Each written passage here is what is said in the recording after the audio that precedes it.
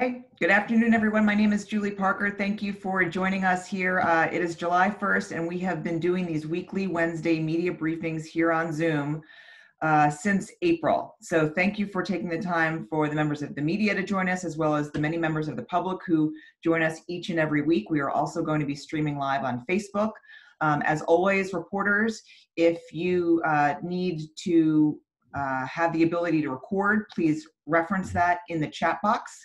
And also, if you have a question for either County Executive Elrich, Dr. Gales, or Dr. Stoddard, please indicate in the chat box the general nature of your question and also who you are directing that question towards. And then we will call on you in order. So we're going to kick it off this afternoon with the County Executive who would like to share a few words. So welcome everybody, and thank you for joining us in this briefing. I do want to share a few words with you and talk a little bit about where we are with the virus right now. I think some of you probably read the New York Times and you've seen they're running a daily report on coronavirus in the United States. And Maryland is right now one of two states, along with the District of Columbia, that have a declining number of cases. And I've got to say that, you know, I take a lot of pride in the work that's been done with Prince George's County and the District of Columbia and with Northern Virginia to coordinate as best we can a slow reopening to make sure that whatever we do safely. And as you can see around the country, there are enormous spikes in this virus occurring. The CDC has said this is out of control. And we're not going to go out of control in Montgomery County. We're going to do what we need to do and continue to work with our partners to make sure that we stay safe. As part of that, you know, we've opened up our more of our businesses. We've had this ambassadors program, and we've reached more than 2,000 businesses to educate them about the requirements for reopening. We check the checklist, make sure they understand what they need to do. The overwhelming majority of businesses follow the guidelines. We've had some that we've had to talk to, and I want to make something perfectly clear. Businesses will stay open as long as they follow the health guidelines. If they are not following the health guidelines, they'll be closed, because we can't afford to let some few number of businesses that don't want to follow the guidelines jeopardize everybody else's ability to stay open, which depends on our ability to control the spread of COVID-19. So we're going to enforce it. Well, we want people to open up, but we want people to open up safely. We want them to protect their employees, and we want them to protect the public, and we want individual workers to protect themselves and individual customers to protect themselves. We're all in this together. We got as far as we did because we adhered to a set of guidelines, and this is not the time to let up from that. On the testing front, we've got, you know, 3 drive-through testing sites open 4 days a week. We did our first pop-up test center this week. We're opening more pop-up testing. So you'll see more tests occurring around the county. We've covered over 91,000 residents. We've given out well over 100,000 tests, and we're continuing to grow that number. In addition to the opening of businesses and restaurants, you'll see that Montgomery Parks is reopening playgrounds and sports facilities. There are still restrictions that apply. Our libraries will be providing limited services soon, and the county pools will also open soon. We begin a program to provide assistance, financial assistance, to our child care providers. We understand that it is absolutely critical that for workers to go back to work, they're going to need childcare. And if we cannot open the childcare centers, it's hard to expect parents to leave their small children at home alone. So it's critical that we get the childcare centers reopened. We could use more help from the state. This is not just in Montgomery County's interest, this is in the state's interest. So hopefully more help will be coming and we'll be able to expand what we do. Earlier this week, I spoke before the General Assembly's Environment and Transportation Committee about the many people who may be facing evictions after the governor's moratorium ends. We expect, if the moratorium ends at the end of July, to start seeing, I believe they said on the report yesterday, courts taking up evictions, repossession cases at the end of August.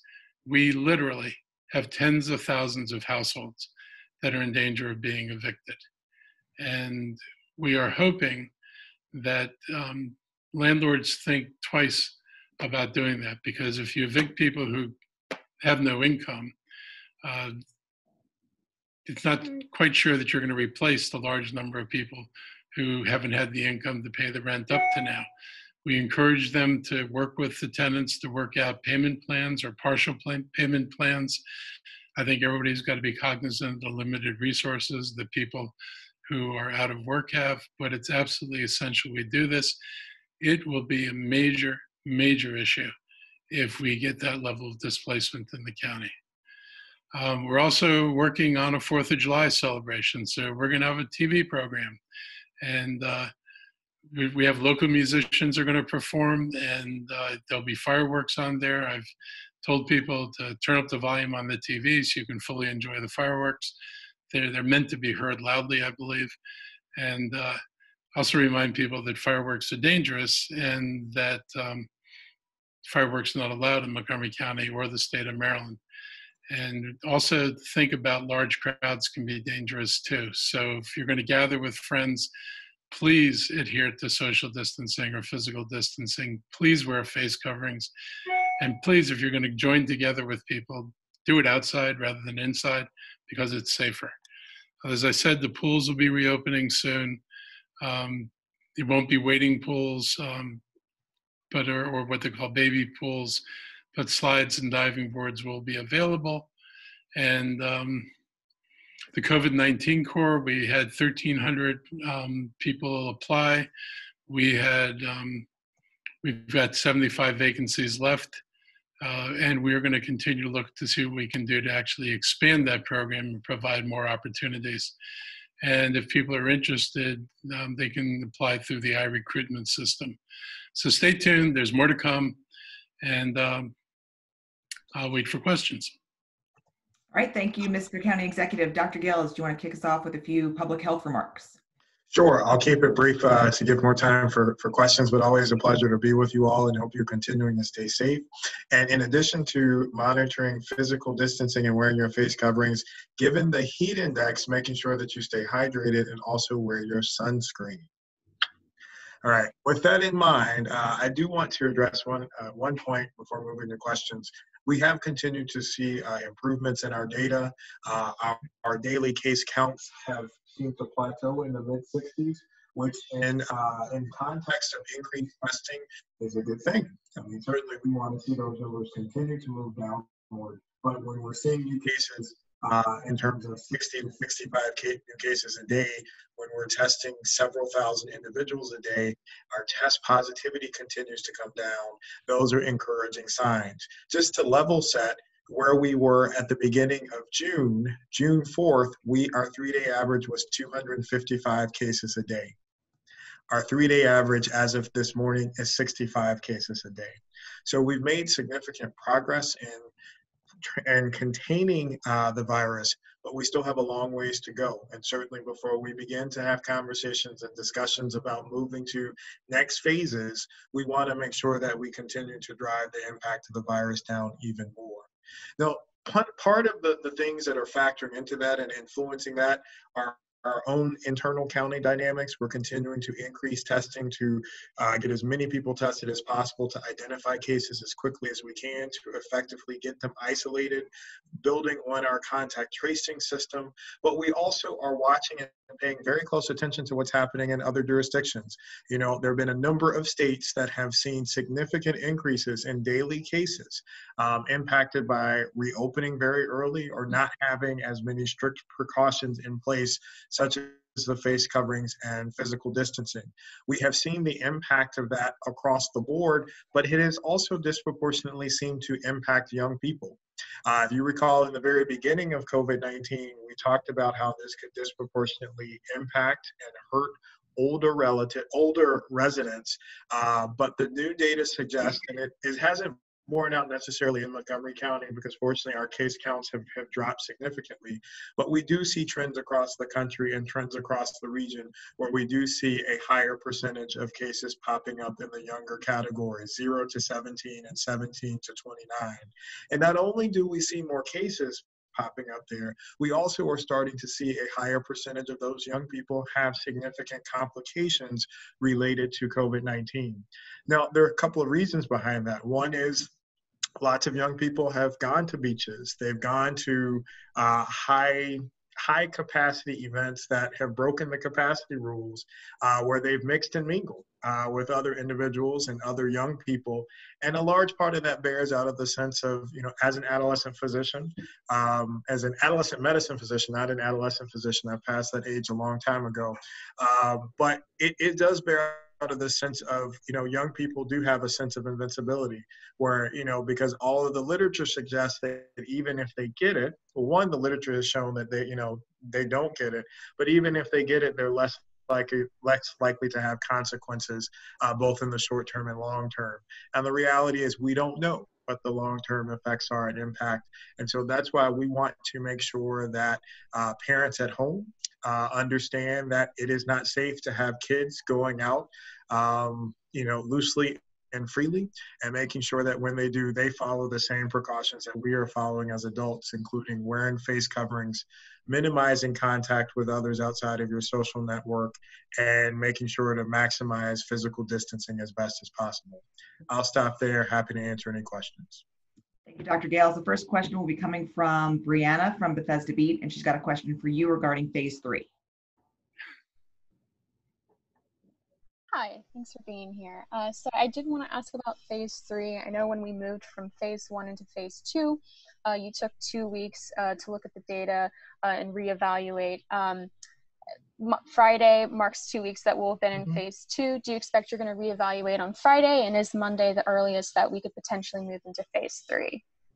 So let me actually clear it up for you. I think we said when we moved into phase 2, and to borrow Julie's term, level set, that we would at a minimum 14 days, but we were not wedded to that. And the 14 days stems from the CDC criteria that says before considering moving to a next phase, at a minimum, you should have 14 days of data in one phase to demonstrate improvements before moving forward.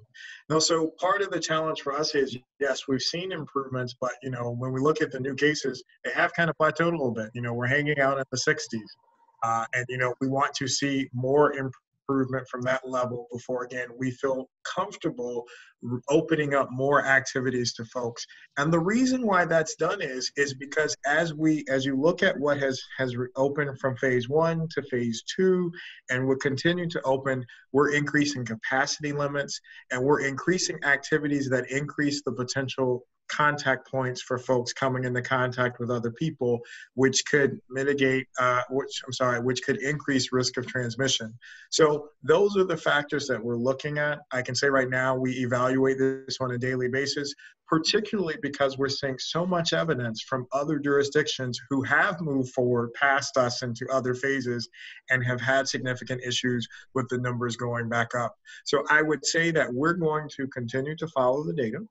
We're going to continue to see how we move forward. And as the data suggests, particularly in this phase, that would determine, when we start introducing and thinking about moving forward. So I can tell you that it's not going to happen on Friday. We're not going to move to phase 3 on Monday. So I'll put that out there to save further questions, because right now, all of the data suggests that, I think everybody across the country is taking a step back and pausing to see what's going to happen, to determine if the influx of new cases in these other areas impact us. Also, coming up this weekend, we have a holiday. And so, what's going to be the impact of folks traveling on the holiday, whether they're going to beaches or going to other jurisdictions, and then coming back home. So I say all of that to say that we reflect every day, even more so now given the current climate, and we'll continue to do so, but no imminent announcements in terms of moving to phase 3 are coming at this point. And I want to add to that real quickly. Just to make next week's question easier, next Wednesday, we won't be telling you we're reopening yet either. We are going to wait till we've got at least a week from this weekend to make sure we don't see a spike in cases. So assuming a lot of people go to the beach, not just county residents, but people county residents know, we want to make sure that we do not get a spike next week. So we'll know better how the weekend played out in about a week from, little over a week from now. So we'll be discussing this on the weekend, next weekend, and we'll move forward as appropriate. Hopefully the numbers will be good, and hopefully residents will pass on going to the beach this year and find great things to do in Montgomery County, and to walk in our parks, and to, you know, hang out in your yard because you don't have to work. But, you know, going to the beach may not be the best thing. Okay. Matt Blitz from DCist and WAMU has a question for Dr. Gales about testing capacity. Yes, thank you. In mid-May, the hope was to ramp up county testing to tens of thousands per week.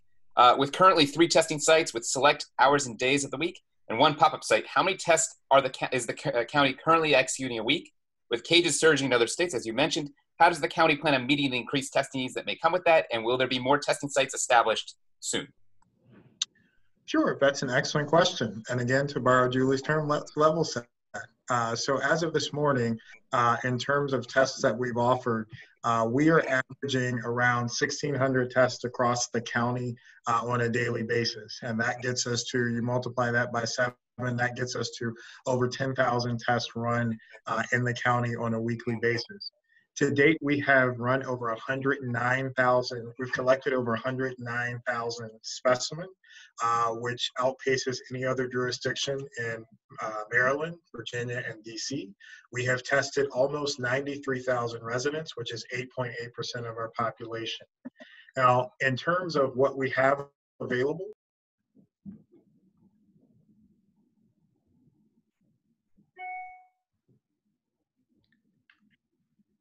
sorry, I muted myself by accident. So in addition to that, we've had more than 3 sites available just 3 days a week. In fact, we have 3 sites we've increased. So now that those alternative sites, we have a site open at least 1 day a week, even on Fridays now. We have brought in volunteers to help support a mobile testing arm, which has gone out to homeless shelters as well as to some of our group homes since the beginning of last week to provide additional testing. As the county executive mentioned, we also have started standing up pop-up testing that utilizes our self-collection mechanism. We had a successful event last week where we tested over 430 individuals in a 4-hour period at Tacoma Park. We are meeting with numerous community organizations. In fact, we have contacts within 15 different groups that we are currently working with to stand up and partner with them to do testing, as well as identifying other large venues throughout the county to do pop-up testing in community venues, as well as opportunities to do walk-up testing in different places to address the concerns that have been raised about transportation access for many others. I also want to highlight that it's also part of that working strategy, recognizing that not everyone had access to a provider. We created a mobile helpline that created a standing order, and what will also be exciting about the pop-up tests that are coming online is that we won't require an order for that. Individuals will be able to register and get asymptomatic as well as symptomatic, be able to get access to testing. Now, we recognize certainly that we were working to push this out faster. You know, we aren't saying that, yes, we've reached our goal and we're resting on our laurels. We want to very actively and aggressively get out and test as many folks as possible.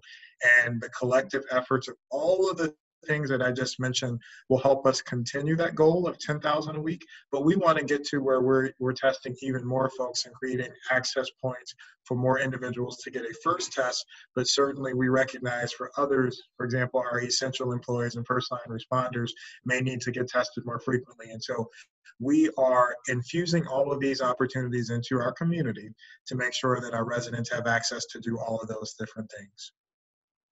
Dr. Gales, it looks like our last question is from Isabel Cleary with MyMC Media. This is regarding potential COVID scams. Isabel, go ahead and ask your question of whomever you'd like to. Dr. Stoddard, who oversees our Office of Emergency Management and Homeland Security, is also with us today. Hey, thank you so much for your time. So on June 26th, the FBI published a press release warning about the potential scams related to COVID-19, including people marketing unapproved COVID-19 antibody tests or trying to obtain individuals' personal information through trying to get them to sign up for these tests. Have there been reports of this in Montgomery County? And if not, or if so, how should residents protect themselves from these types of scams?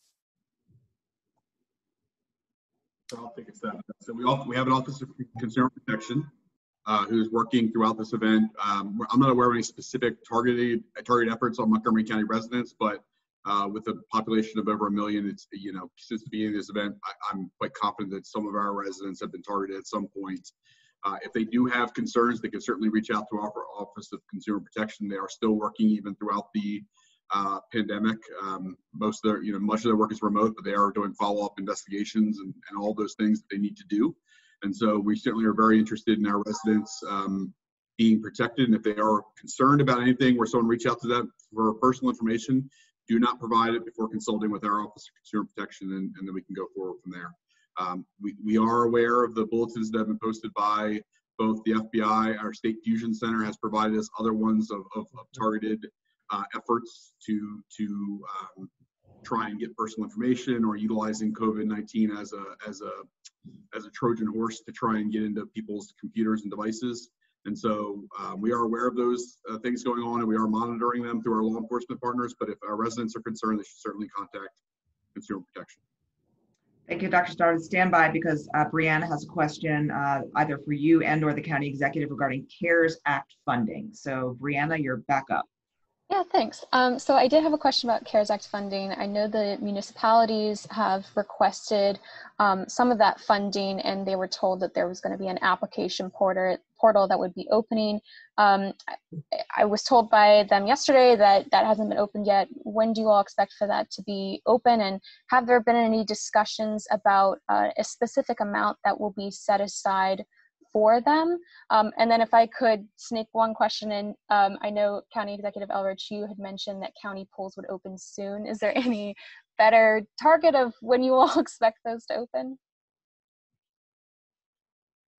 Oh, you're muted. Mark, you're muted.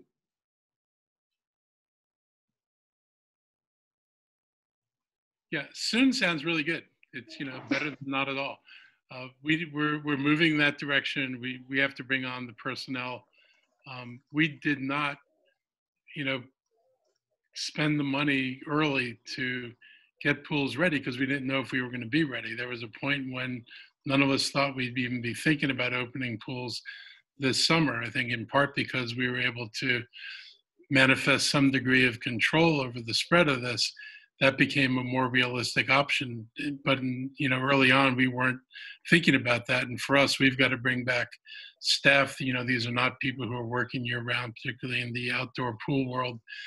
They're there when we need them for a pool. So we're hiring up, we're preparing the pools so they're ready to operate, and it will open. And I do think it'll be soon. And on the CARES Act piece, I don't know, Brown, if you're have a camera on me or something, but I just texted with while we're actually on this call, I texted with our Department of Technology Services to try and get an update on where exactly the portal is. We had the portal live, well, not live, but we were in testing. There were some issues with the saving of documentation. As you know, we've got to be able to survive an audit from the federal government with all the CARES Act funding.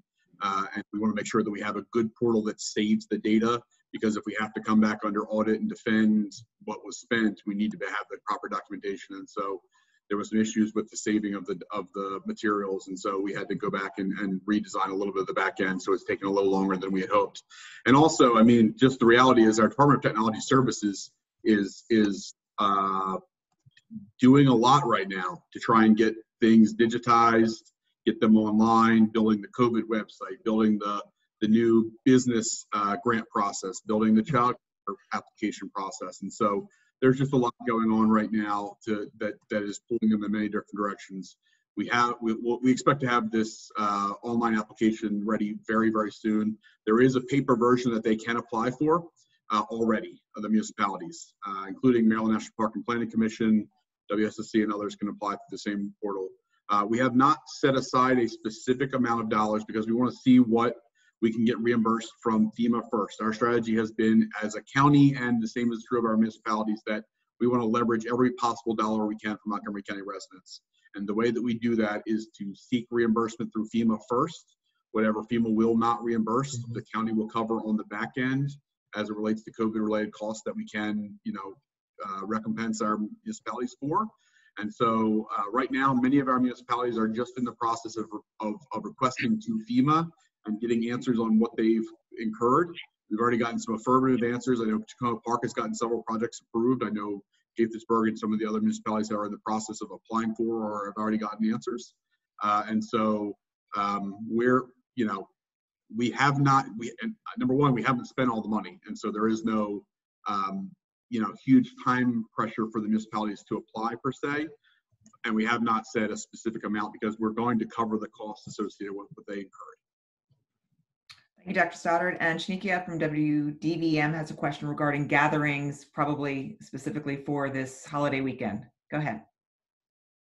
Hi, everyone. This question just goes to anyone who can answer it. Are gatherings still limited? And what do you say to those people who may be considering having cookouts or parties for the weekend? I think the first is will we be getting a plate when they order it? I'm kidding. No, so our gathering limit is still in place. We have put a cap of 50 in for our social gatherings for Montgomery County residents. If individuals are going to do events where they invite others over, we encourage them again to follow the same practices that we've been preaching in terms of wearing face coverings, minimizing points of contact when you're in those settings, promoting physical distancing within those spaces, making sure to wash hands as much as possible and have provisions, whether it's hand sanitizer or soap and water, to make sure that people are able to do that. I think those are the biggest practices that we can put into place and encourage. If folks are going to do it, now certainly we would prefer that they keep gathering small within your networks of your regular networks of communication and contact. But certainly if there's going to be inviting folks over into spaces, physical distancing, face coverings, and frequent hand washing at a minimum. Anything else to add? If not, that was our last question of the afternoon. We appreciate you all joining us. Any closing remarks from any of our speakers? I just hope everybody has a safe holiday and that you get the opportunity to enjoy something and take a break from all of this. And I think everybody can use some perspective on life beyond life as defined by COVID. So have a good weekend, everybody. Thanks everyone for joining us, and have a safe and healthy holiday weekend. Take care.